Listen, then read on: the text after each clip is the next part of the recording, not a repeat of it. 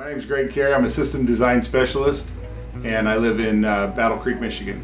As a system design specialist, I go out and meet with people that have wet basements or crawl spaces that have a lot of moisture or cracks in their foundation, help design systems that will better improve the quality of life and the value of their home. What I enjoy most about my job is meeting with people and finding out really why the problem is affecting their life and how I can actually improve their quality of life and make it better for them. My most memorable moment is an elderly lady in Alma that would put down newspapers every day and pick those newspapers up at the end of the day so she didn't have to walk through water in her basement to get to do her laundry, and made a big difference in her life.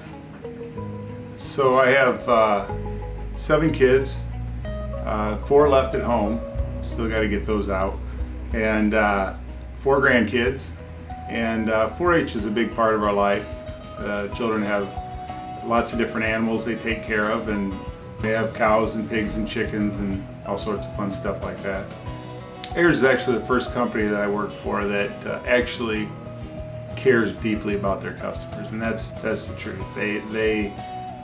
It really makes a difference, and they're trying to, their whole concept is to redefine the industry, and that's exactly what we're doing, one house at a time.